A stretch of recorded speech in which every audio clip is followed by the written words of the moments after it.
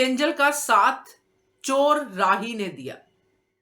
कैसे समझेंगी निर्दोष राघव की व्यथा।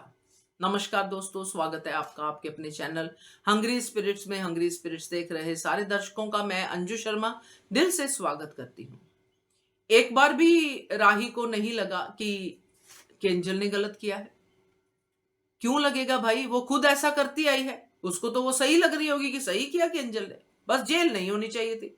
मम्मी को राघव को बोलना चाहिए था कि केस वापस ले ले भाई, निर्दोष है जो भी है, बस मेरी केंजल को बचा ले, वापस ले ले केस। तो ये इसीलिए है क्योंकि इनको दर्द समझ में नहीं आएगा। दोनों चोर हैं। बात करते हैं पहले वही निवेदन, जिन्होंने अभी तक चैनल को सब्सक्राइब नहीं किया है कर लीजिए, साथ में दोस्तों बेल आइकन दबाइएगा ताकि आपको हमारे वीडियोस के नोटिफिकेशन मिलते रहें। केंजल की चोरी आ गई गौतम के हाथ। अब गौतम तो अपना मजा लेगा ही। गौतम ने पूरा हालातों का फायदा उठाया। तो ऐसे ही क्या, जब राही चोरियां करती थी, उसकी चोरी किसी ऐसे इंसान के हाथ लग जाती तो क्या होता। क्या करती थी राही द्वारिका में, आप सबने वो ट्रैक देखा है।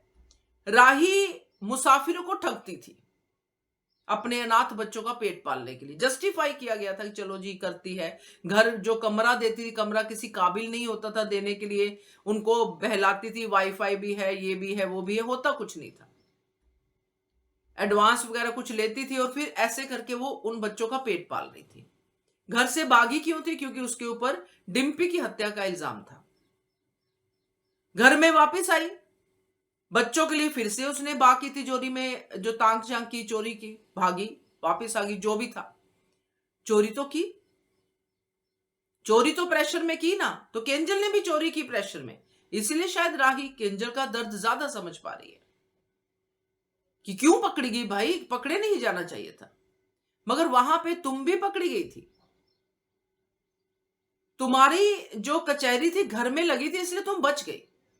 मगर केंजल की जो चोरी है वो बड़ी है, उसने ऑफिस में चोरी की है और उसकी कचहरी तो ऑफिस के हिसाब से लगेगी और लगनी भी चाहिए। मजबूरी कोई भी हो, चोरी चोरी ही होती है। बहुत सही कहा अनुपमा ने कि अगर तू छोटे इंडिया के किसी स्कूल में पढ़ लेती, क्या तेरी काबिलियत कम हो जाती? अपने हिसाब से सोच के पेरेंट्स बच्चों का कुछ भी कर देते हैं। आज उसी बच्ची को आप केंजल की वजह से कितना दर्द सहना पड़ रहा है।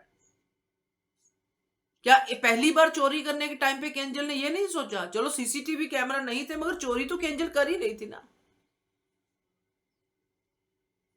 ये कौन सा इजी रास्ता है केंजल के लिए? क्या लोन नहीं मिलता केंजल को? क्या नहीं होता? चलिए खैर, केंजल की बात तो क्या ही करनी। यहां पे राही के बारे में मैं बात करके हैरान हूं, क्योंकि मुझे लगता है केंजल अपनी इस गलती को बकायदा मानेगी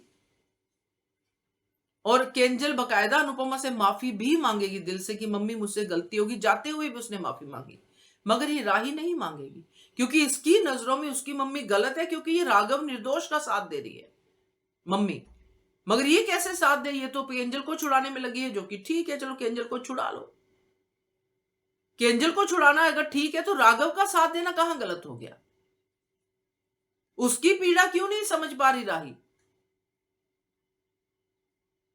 जो खुद इतने सारे इल्जामों से, इतने सारे ट्रॉमा से गुजरा हो, वो कैसे दूसरे इंसान के दर्द को नहीं समझ सकता? ये मेरी समझ में नहीं आता। कैसे वो राघव के वो 20 सालों को नहीं समझ पा रही राही? कैसे अपने परिवार को शरीफ खानदान कह रही है, ससुराल को? तो ये ना कभी समझी थी, ना कभी समझी है, ना कभी समझेगी। ऐसा ही इसका करैक्टर दिखाते रहेंगे। क्या कहना है आपका इसके बारे में? कमेंट कीजिएगा। देखते रहिए channel hungry spirits. Thank you so much.